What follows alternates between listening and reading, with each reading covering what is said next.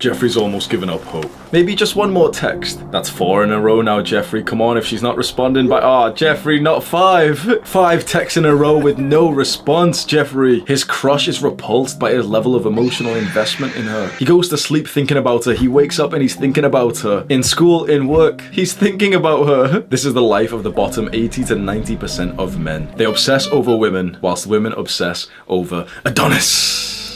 Adonis is the ultimate male, for he has hit life from all angles. His aesthetics, wealth, social skills, confidence, mental health. He brings the full package, and that means that Adonis is in the top 10% of men who actually get attraction from women these days. But what's interesting is that Adonis doesn't really pay attention to them. He's focused on his mission, his goals, his purpose. Modern men could learn a thing or two from Adonis. Why are you in the bottom 80 to 90% of men? Now, first of all, to find out if you are in this bottom group, simply just ask yourself, have you been fucking recently? Have you been sleeping with girls over the last month? Or at the very least, have you very, very clearly, don't bullshit yourself, have you very clearly got women who want to sleep with you and you maybe have just chosen not to, for sake of like religion or you're focused on something else? So many guys here will answer this question wrong, dishonestly. They delude themselves into thinking that I'm on semen. No, you're not on semen retention. Girls just don't want to fuck you. There's a difference. Be totally honest with yourself and hold yourself accountable, because if you can hold your hand up and say, you know what, it sucks to admit it, but I am in like the bottom 80% of men. I haven't improved myself enough yet.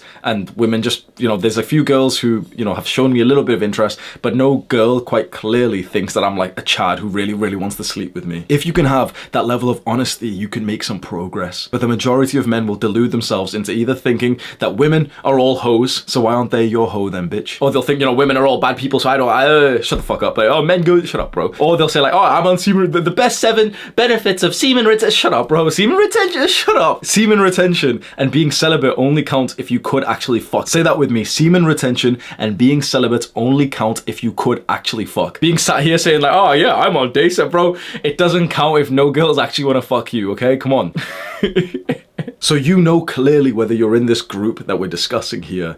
Why are you here? The reason why you are in this bottom group of men, and it's a big, significant group, the majority of men, is because you've been following the wrong blueprints. You've been brainwashed by the modern society around you to be weak, to be feminine. You've been conditioned to be attracted to more masculine girls, and yet you don't bring what they actually want to the table. And so you're left being seen as like a sexless prospect, which women aren't interested in. It's interesting that as soon as you get the right blueprint, like the truth of attracting women, they'll start flirting with you, they'll start holding your eye contact, you'll actually start being able to escalate and being sexual in the conversations, and maybe you'll start dating or actually hooking up with these girls. It all just depends on the blueprint that you follow. And most young men have been following like the modern day politically correct blueprints. Be nice to her, be a good man, open up about your feelings, make sure you communicate and all this shit, bro. Those things can help, but the true, not dark, but like the unsexy answer to be in the top like 10% of men who actually have the attraction from women, quite frankly, I'm gonna tell you one of them. You have to be hot. You have to be attractive. You have to be physically attractive. How much women value a man's looks has skyrocketed over the last few years because most people are very addicted to like social media and online dating, and that is where your looks is literally 90%, 99% of the game. Anyone who tells you that like looks don't matter is probably trying to sell you some like game pickup artist course. Now your looks matter, but that does not mean that you should go way onto the far end and take like the black pill and start thinking like, oh, well, I should just give up then because I'm not attractive. Because the overwhelming majority of men, more than 90% of men, have the potential to be attractive. There's only there's a lot of talk online these days, because more and more men are realizing how important looks are.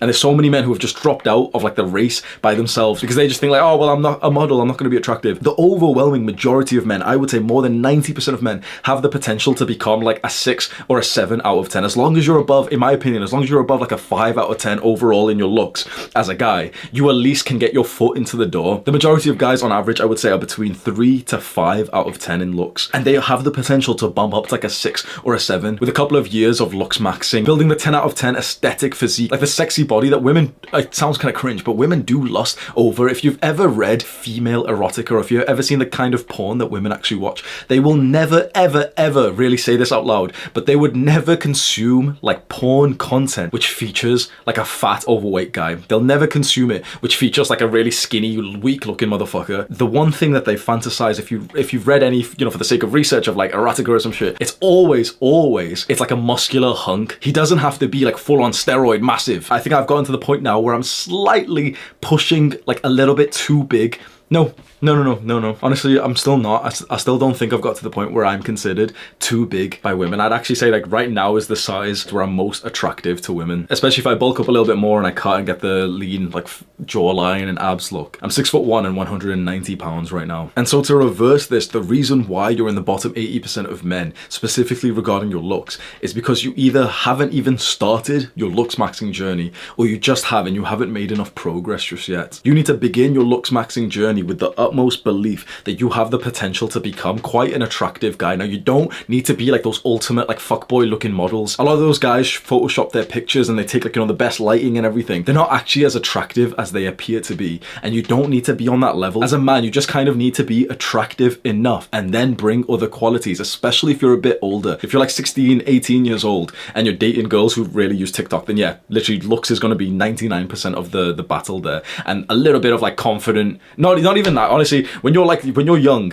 even not having confidence is absolutely fine, because there's not many guys who do have it, and the guys who do have confidence but then aren't attractive and they're kind of like, you know, just to be honest, I don't even know if I'm telling the truth, because I don't know how fucking dating works for like high school and college. That's just my assumption. Maybe it's better to go get advice from someone who's like 16, 18 years old and see what they're saying. I would assume that the guys who are doing the best in the dating game for like guys who are quite young, 16, 18 years old, are those like pretty looking fuckboy kind of like TikTokers where they've got like slightly longer hair and like nice jawlines and they just do like silly dances or some shit. But as soon as you turn into a man, which seems to happen around age 23, 24, 25, 26, 27, women start really valuing other things, and a big part of that isn't necessarily your personality, but it's more so your masculinity. So are you a little bitch? Are you like feminine? Are you emotional? Are you too focused on her and love, and it's kind of like a little bit repulsive to women when you're like really obsessed over them? Or are you ambitious and focused on goals, which is incredibly attractive to women,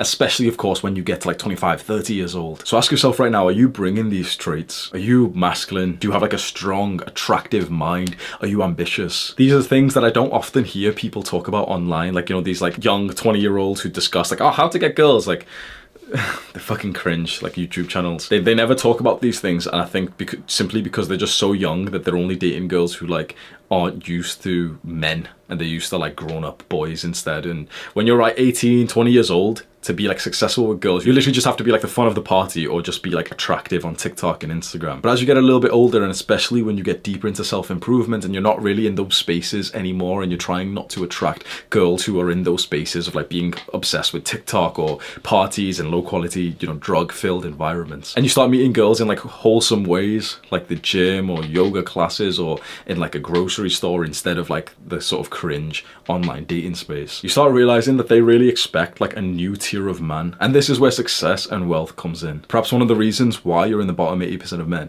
is simply because you're a loser. You've never wanted to accept that. No one's ever felt confident enough or brutal, insulting enough to say it to your face. But right here, right now, if women aren't attracted to you and you're probably, you know, you're above 22, 23 years old, I'm telling you the truth. It's because you're a loser. It's because you do nothing exciting, fun with your day. It's because you haven't built up a good level of success. You work like an unsexy, low-paying job. You drive like a little shitty car. You don't have like a winner's mindset. You're not relentless. You're not disciplined. You're not ambitious. You're an average guy, maybe below average guy, expecting the result of the guys who are above average. It gets as simple as that when you're a little bit older and there's like other variables that are included in the dating game. Quite frankly, if you're struggling with women, it's literally just because you're a loser in some sense. And I know this is fucking brutal, but sometimes you need like a slap in the face. Sometimes you need to talk to someone who will tell you what you need to hear instead of what you just want to hear. Like I said at the start of this video, you've been fed that comfortable lie all of your life. Just be yourself. That only works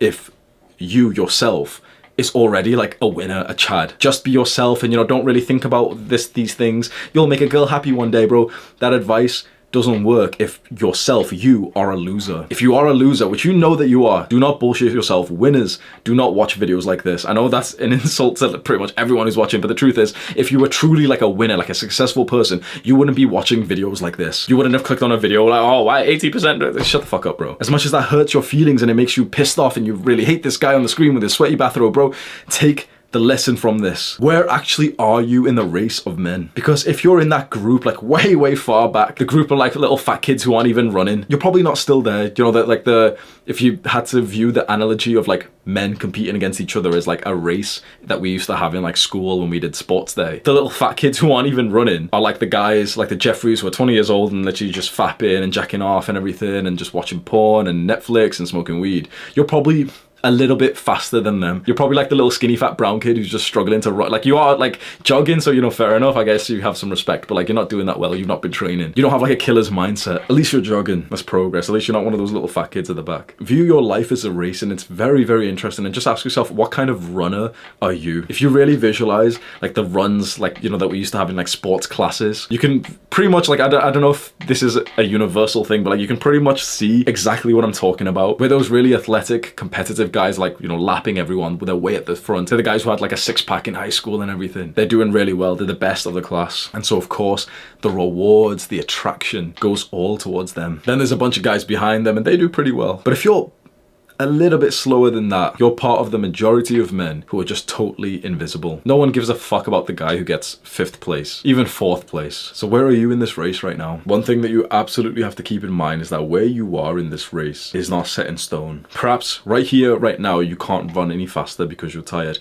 But if you keep training, if you stay competitive, if you stay relentless, the next race, you'll be a little bit faster, and the next, and the next, and the next, and the next, and your success will compound. And soon enough, you'll be in the 3rd spot. You'll start to achieve a level of attraction, success, attention that fuels you, makes you feel really happy and content and fulfilled. It all comes down to just the actions that you choose. So will you or will you not delay gratification for your future self? Will you put in the work? Will you go to the gym when you don't feel like it? Will you wake up early? Will you meditate, journal, read? Those things will push you to be faster in this race of men. Or you can be like one of those fat kids at the back. All the excuses you want to use, like video games is fine for 1 hour a day. Weed makes me creative. Which one? Do the hard work, especially when you don't feel like it. Mwah.